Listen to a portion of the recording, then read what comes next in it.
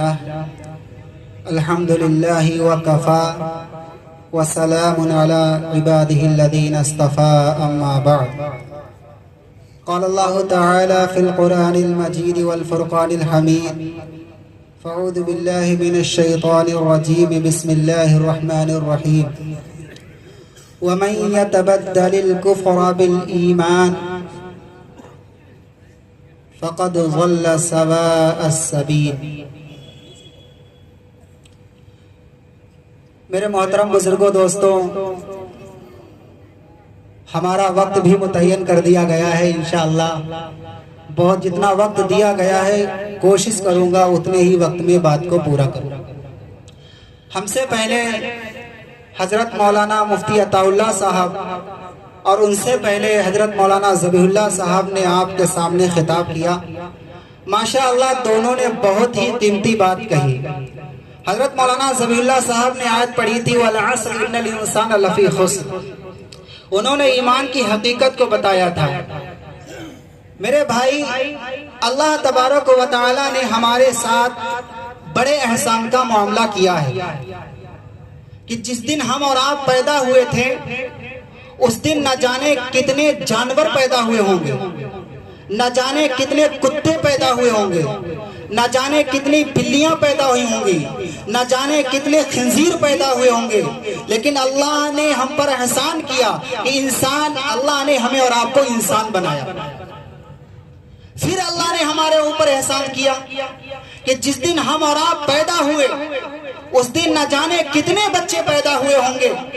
کوئی یہودی کے گھر پیدا ہوا ہوگا، کوئی عیسائی کے گھر پیدا ہوا ہوگا، کوئی غیر مسلم کے یہاں پیدا ہوا ہوگا، لیکن اللہ نے ہمیں اور آپ کو ایمان والے گھر میں پیدا کیا، ایمان کی دولت سے نوازا ہے۔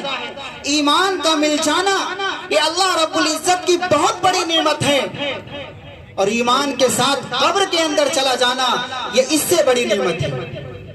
یہ ضروری نہیں ہے کہ کسی کو ایمان ملا ہے وہ ایمان ہی کے ساتھ قبر کے اندر چلا جائے، کیونکہ دنیا میں آنے کے اعتبار سے لوگوں کی چار قسمیں ہیں۔ اللہ کے نبی علیہ السلام نے ارشاد فرمایا منہم من یولد مومنا ویحیا مومنا ویموت مومنا۔ پہلی قسم وہ ہیں ایمان والے گھر میں پیدا ہوئے، ایمانی زندگی گزاری اور ایمان لے کر دنیا سے چلے گئے۔ دوسری قسم فرمائی منہم من یولد کافرا ویحیا کافرا ویموت کافرا۔ کافر گھرانہ میں پیدا ہوئے، کافرانہ زندگی گزاری اور کفر لے کر دنیا سے چلے گئے۔ تیسری قسم اللہ کے نبی علیہ السلام نے فرمائی منہم من یولد کافرا ویحیا کافرا ویموت مومنا۔ فرمایا کافر گھرانہ میں پیدا ہوا، کافرانہ زندگی گزاری، لیکن مقدر کا ایسا سکندر نکلا کہ جب دنیا سے جا رہا تھا تو ایمان کے ساتھ جا رہا تھا۔ چوتھی قسم فرمائی منہم من یولد مومنا منہم من یولد کافرا ویحیا کافرا ویموت مومنا۔ منہم من یولد مومنا ویحیا مومنا ویموت کافرا۔ چوتھی قسم فرمائی ایمان والے گھر میں پیدا ہوا، ایمانی زندگی گزاری، لیکن دنیا سے جا رہا تھا تو کفر کے ساتھ جا رہا تھا۔ اس سے زیادہ بدنصیب شقی اور محروم القسمت کوئی نہیں ہو سکتا ہے۔ تو اس لیے میرے بھائی، میں جو بات آپ کے سامنے کہہ رہا ہوں اس لیے کہہ رہا ہوں کہ اس وقت سب سے زیادہ حملہ ہمارے اور آپ کے ایمان پر کیا جا رہا ہے، ہمارے اور آپ کے ایمان پر کیا جا رہا ہے۔ اس لیے ضرورت ہے اس بات کی کہ ہم اپنا ایمان بچائیں اور اپنے بچوں کا ایمان بچائیں۔ میرے بھائی ذرا آپ اندازہ لگائیے یہ بات کیسے سمجھ میں آتی ہے کہ ایک مسلم بچی جس نے مسلمان ماں کا دودھ پیا ہو، جس کے کان میں مسلمان باپ نے اذان دی ہو، اور جو مسلمان بھائیوں کی گود میں کھیلی ہو، پھر وہ بڑی ہو جائے، کافروں کے ساتھ چلی جائے، غیروں کے ساتھ چلی جائے، غیروں کے ہاتھ میں اپنا ہاتھ دے دے، یہ بات سمجھ میں نہیں آتی ہے۔ کیا وجہ ہے، کیا معاملہ ہے، یہ کیوں گئی ہے؟ اس لیے کہ ماں باپ نے بچیوں کی تربیت نہیں کی ہے۔ آپ کبوتر کو بلی کے حوالے کر دیں اور پھر امید یہ رکھیں یہ بلی کبوتر کی حفاظت کرے گی؟ میرے بھائی آپ بتائیے سچے دل سے अपने सीने पर हाथ रख के बताइए कितने वो माँ बाप हैं जो शाम को सोते वक्त अपने बेटे से कहते हैं बेटा जल्दी सो जाओ सुबह स्कूल जाना है। कितने वो माँ बाप हैं जो ये बात कहते हो बेटा जल्दी सो जाओ सुबह फजर की नमाज में। कितने वो माँ बाप हैं बगैर नमाज पढ़े आपने अपनी बच्चियों को स्कूलों के हवाले कॉलेजों के हवाले कर दिया, जिनके पास इस्लामी तहजीब नहीं, जिनके पास इस्लामी अखलाक नहीं, तहजीब नहीं, हमने उनके हवाले कर दिया। और फिर हम ये क्या सोचते हैं कि हमारी बच्ची का ईमान सलामत रहेगा। मेरे भाई एक साहब मेरे पास आए इस आजिज के पास, कहने लगे मौलाना साहब आज 2 महीना हो गए हैं, एक चीज अपनी बच्ची के अंदर देख रहा हूं। मैंने कहा क्या देख रहे हैं? कहने लगे मौलाना साहब मेरी बच्ची जब सुबह को उठती है तो सबसे पहले वो सूरज के सामने हाथ जोड़ करके खड़ी होती है, सूरज के सामने हाथ जोड़ करके खड़ी होती है। अगर माँ बाप ने तरबियत करके कॉलेज और स्कूल के हवाले किया होता, खुदाए पाक की कसम उसके ईमान का कोई बिगाड़ नहीं सकता था, उसके अकायद को बदलना चाहते बदल नहीं सकते थे। ये कमी कहां से फैली? हमारे और आपके बिगाड़ से फैली। हमने बच्चों की तरबियत नहीं की, बच्चों की तरबियत नहीं की। अपने घरों का माहौल बनाओ, फजर की नमाज में अपनी बीवी को उठाओ, अपने बच्चों को उठाओ और सबसे कहो कि जिस्मानी नाश्ता बाद में होगा, पहले रूहानी नाश्ता किया जाएगा। सबसे कहो आधा पारा या 1 पारा या 1.5 पारा, जितना जिससे हो सके सबसे पहले तिलावत करो। जब आपकी बच्ची तिलावत करके स्कूल जाएगी, जब आपकी बच्ची तिलावत करके कॉलेज जाएगी तो वो अपनी ईमान की हिफाजत कर सकती है। और दूसरी बात मैं ये कहता हूँ कि आज हमारी जुबान पे अल्फाज आ गए कि मौलाना साहब कॉलेज के अंदर तो पाबंदी है, नकाब पहनने नहीं दिया जाता है। बिलाशुबा हो सकता है कॉलेजों के अंदर पाबंदी हो, और ये कभी भी हमारी और आपकी है। मैं उन लोगों से मुखातब हूँ जिनको अल्लाह ने दौलत से नवाजा है। मैं उनसे कहता हूँ कि अपने कॉलेजेस बनाओ, अपने स्कूल बनाओ, एक ऐसा कॉलेज बनाओ कि जहाँ इस्लामी तालीम भी हो, असली तालीम भी। लेकिन हमारे पास तो कुछ है नहीं। गैर मुस्लिमों के पास जब पैसा आता है, गैरों के पास पैसा आता है तो वो कॉलेजेस बनाते हैं, स्कूल बनाते हैं। और इस कौम में मुस्लिम के पास जब पैसा आता है तो कबाब टिकिया में उड़ाता है, कबाब टिकिया में उड़ाता है, कबाब टिकिया के हवाले हो जाता है। मेरे भाई बताओ क्या ये बात जेबा देती है? मुल्क हिंदुस्तान के आजाद होने के बाद मुसलमानों ने इज्तिमाई तौर पर कोई बड़ा काम नहीं किया है। तवज्जो से बात सुनिए। दारुल देवबंद आजादी से पहले का, नदवतुल उलमा लखनऊ आजादी से पहले का, जमीयत उलमा हिंद आजादी से पहले की, मुसलमानों ने इज्तिमाई तौर पर कोई काम, इज्तिमाई तौर पर बड़ा काम नहीं किया है। इसलिए मेरे भाइयों, जिनको अल्लाह ने पैसे से नवाजा है वो इस बात का आज जलसे से नियत करके जाए कि इंशाअल्लाह हम स्कूल और कॉलेजेस अपने बनाएंगे। तो क्या कहते हैं मौलाना साहब, बुर्के के ऊपर पाबंदी है। चलो हो सकता है बुर्के के अंदर पाबंदी है, लेकिन एक बात बताओ, अगर आप अपनी बच्ची को अपने घर से लेकर और कॉलेज के गेट तक अगर बुर्का पहनाते हैं, कौन कॉलेज वाला आपको रोकता है? कौन कॉलेज वाला आपको मना करता है? क्यों नहीं अपनी बच्ची को बुर्के के साथ कॉलेजेस और स्कूल के दरवाजे तक क्यों नहीं भेजते हो?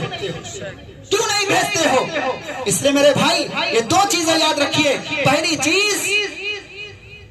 चीज आप अपनी बच्ची को फजर की नमाज पढ़ाकर कॉलेज भेजिए। दूसरी चीज बुर्के के साथ भेजिए, और बुर्का इतना ढीला ढाला पहनाओ, ऐसा बुर्का पहनाओ कि जिसके ऊपर ज्यादा फूल बूटे ना बने हुए हों, जो ज्यादा चुस्त ना हो। अल्लाह के नबी अलैहिस्सलाम ने इरशाद फरमाया था कि कयामत के करीब एक ऐसा जमाना आएगा कि औरतें कपड़े पहनेंगी फिर भी नंगी होंगी। आज वो दौर आ गया है, इतना चुस्त लिबास पहना जा रहा है, क्यों अंदर की खद्दो खाल नजर आती है। ये कहाँ का मजहब इस्लाम है? मजहब इस्लाम ने यह तरीका नहीं सिखाया था। मजहब इस्लाम ने तो तुम्हें खूबसूरती सिखाई थी। अपनी बच्चियों को जब घर से निकालो तो बापर्दा निकालो, और ऐसा बुर्का पहनाओ, ऐसा नकाब पहनाओ कि रास्ते में, चौराहों पर, सड़कों पर बैठे हुए भेड़िए, ख्वाहिशमंद, ख्वाहिश के पुजारी जब उनकी नजर पड़े तो पहचान ना पाए इस बुर्के के अंदर 70 साल की बुढ़िया जा रही या 16 साल की बुढ़िया जा रही? 70 साल की बुढ़िया जा रही या 16 साल की बुढ़िया जा रही? ऐसा नकाब अपनी बच्चियों को पहनाओ। आज शादी के मौके पर देखिए, शादी के मौके पर देखिए कितना बेपर्दगी का माहौल बना है। बेगैरत है वो भाई और बेगैरत है वो बाप जो देख रहा है अपनी आंखों से।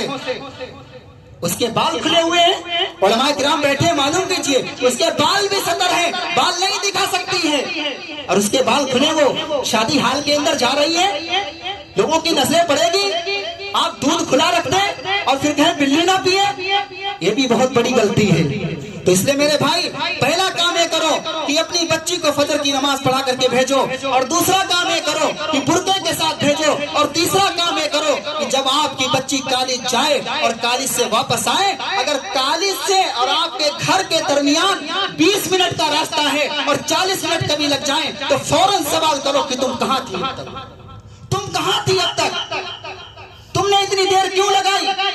हजरत शोएब अलैहिस्सलाम की 2 बेटियां, हजरत मूसा अलैहिस्सलाम जब यूनाए और मदियन के ऊपर एक कुएं के ऊपर पहुंचे तो वहां पर सब लोग अपने जानवरों को पानी पिलाते थे। हजरत शोएब अलैहिस्सलाम की 2 बच्चियां सबसे आखिर में पानी पिलाती थी। एक दिन बहुत जल्दी घर पहुंच गई, बहुत जल्दी घर पहुंच गई, तो हजरत शोएब ने सवाल खड़ा कर दिया, इतनी जल्दी कैसे आ गई? क्या सवाल किया? इतनी जल्दी कैसे आ गई? फरमाया, अब्बा जान, नामौलूद मेहमान आया था, उसने हमारी बकरियों को सैराब कर दिया, इसलिए मैं जल्दी आ गई। हजरत शोएब अलैहिस्सलाम ने फरमाया, बुला लाओ। हजरत शोएब ने कहा, बुला लाओ। आप बताइए, अगर आप अपनी बच्ची से ये सवाल करेंगे कि 20 मिनट का रास्ता था, ये 40 मिनट पे तुम क्यों आई हो, तो आपकी बच्ची रास्ते पर रहेगी, वो समझ जाएगी कि हमारा बाप सख्त है, वो समझ जाएगी हमारी माँ सख्त है। ऐसा हो नहीं सकता है मेरे भाई। हाँ, आज की माएँ क्या कहती हैं? हमको पता नहीं चला, हमको पता नहीं चला। झूठ बोलती हैं वो माएँ। माँ वो माँ है जो बच्ची की नजर को पढ़ लेती है, वो जान जाती है मेरी बेटी का कदम कहाँ से उठता है, कहाँ गिरता है, कहाँ से उठता है, कहाँ से गिरता है। इसलिए मेरे भाई, इस वक्त सबसे ज्यादा जो हमला किया जा रहा है हमारे और आपके ईमान पर किया जाता है। और आपको मालूम है, जब कोई एक बच्ची खानदान से जाती है तो पूरे खानदान की नाक कट जाती है। हजरत मरियम हजरत ईसा को जब कौम के सामने लेकर के आई थी तो कौम ने क्या इल्जाम लगाए थे? फरमाया, ये क्या तूने किया? तेरा बाप पाक दामन, तेरी माँ पाक दामन, तेरा भाई हारून पाक दामन, तू ये क्या करके आई? हालांकि सब जानते हैं कि अल्लाह ताला ने बिन बाप के ईसा को पैदा किया। मुआशरे से किसी खानदान से एक बच्ची जाती है तो भाई का सर नीचा होता है, बाप का सर नीचा होता है, पूरे रिश्तेदारों का सर नीचा होता है। इसलिए मेरे भाई, अपनी बच्चियों के ऊपर नजर रखिए और इनको बताइए कि तुम्हारे ईमान पर जब हमला किया जाए तो सुमैया की तरह अपने टुकड़े करा देना, लेकिन अपने ईमान का सौदा ना करना। ये मदारिस ईमान के बचाने के मराकिज है, यहाँ से ईमान बचता है। चंद बातें कहूँ, बात को खत्म करूँ। हजरत मौलाना सज्जाद नौमानी साहब दामद बरकातुहु आलिया फरमाते हैं कि गुजरात के अंदर जब फसाद हुआ था, मैं वहां पर रिफाई काम के लिए गया, मदद करने के लिए, तो वहां पर जो पिंडाल लगाए हुए थे उन्होंने कहा, मौलाना साहब इधर चले जाओ, इधर आने की जरूरत नहीं है। वो कहते हैं कि मैंने अपने ड्राइवर से कहा कि ट्रक इधर मुड़ा लो, लेकिन थोड़ी देर के बाद अल्लाह ने जहर में बात डाली, सज्जाद इधर तुझे जाना चाहिए। हजरत मौलाना सज्जाद नौमानी साहब दामद बरकातुहु आलिया फरमाते हैं कि मैं उधर ही चला, मैं उधर ही चला तो क्या देखा कि बड़ी लंबी लाइन लगी है और लोग खाना तकसीम कर रहे हैं और न जाने क्या कान में कहा जा रहा है और उसके बाद उन्हें खाना दिया जा रहा है। एक बच्चा जब उसके कान में बात कही गई तो वो चिल्लाने लगा, चीखने लगा, ऐसा नहीं हो सकता है, ऐसा नहीं हो सकता है, कभी नहीं हो सकता है। मौलाना सज्जाद नौमानी साहब दामद बरकातुहु आलिया ने फरमाया, इस बच्चे को पकड़ो, जरूर कोई बात है, ضرور کوئی بات ہے. اس بچے کو حضرت نے بلایا اور پوچھا بچے بتاؤ کیا بات ہے. اس بچے نے کہا کہ حضرت یہ میرے کان میں کہہ رہے تھے کہ پہلے نبی کی شان میں گستاخی کرو اس کے بعد میں کھانا دیں. نعوذ باللہ من ذالک. اس نے کہا نہیں میں مدرسہ گیا تھا مجھے مولوی صاحب نے سکھایا تھا جان دینی پڑے جے دینا نبی کی شان میں گستاخی نہ کرنا. نبی کی شان میں گستاخی نہ کرنا. آج یہ مدارس ہمارے اور آپ کے ایمان کے مراکز ہیں. ہم آپ کتنی توجہ دیتے ہیں. ابھی مفتی عطا اللہ صاحب دامت برکت عالیہ نے بیان کیا کہ بڑی ہی مشکلات سے رسید لے کر آپ کے دروازے پر جاتے ہیں. خدائے پاک کی قسم قوم اتنی کاہل ہو چکی ہے کہ اگر یہ علماء ہمارے اور آپ کے پاس نہ جائیں تو زکوٰۃ کھا جائیں گے, زکوٰۃ تک نہیں دیں گے. یہ ان کا احسان ہے جو رسید لے کر کے پہنچتے ہیں. اس لیے دل کھول کر ان مدرسوں کا تعاون کیجئے اور یاد رکھیے جتنا آپ اللہ کے راستے میں دیں گے اللہ تمہیں اس کا بڑھا کر کے دے گا.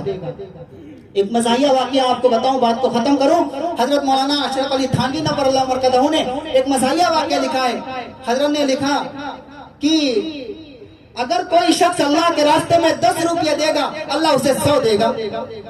تو ایک صاحب بیٹھے تھے, انہوں نے اپنی جیب کی جانب دیکھا 10 روپے پڑے تھے, اٹھا کر کے دے دیے. اب کچھ دن گزر گئے تو روپیہ ملا نا, تو سیدھے لاٹھی لے کر مولوی صاحب کے پاس آئے. مولوی صاحب آپ نے کہا تھا 10 100 کرو گے, 10 خرچ کرو گے 100 ملے گا, ملے نہیں ابھی. تو مولانا صاحب کہنے لگے بھائی میں نے یہ تو نہیں کہا تھا کہ جلدی ملیں گے یا دیر سے ملیں گے. اب کیا ہوا جناب کو لیٹرین آنا شروع ہو گیا. حضرت وہ صاحب دوڑنے لگے. پرانا زمانہ تھا کھیتوں کے اندر جایا کرتے تھے. ایک دن بیٹھے تھے اور قضائے حاجت سے فارغ ہو رہے تھے, سامنے زمین کھودنے لگے. جب زمین کھودنا شروع کی, لکڑی سے ہوتی ہے عادت, تو دیکھا کہ ایک پیتل نما کوئی برتن دکھائی دیا. اب اس برتن کو نکالا اور اس کو کھولا. جب کھولا تو دیکھا 100 سکے تھے. کتنے تھے؟ 100 سکے. فوراً آئے مولوی صاحب کے پاس, کہنے لگے مولوی صاحب کسی مسلمان کو تکلیف میں ڈالنا حرام ہے. کہا کیا ہوا بھائی؟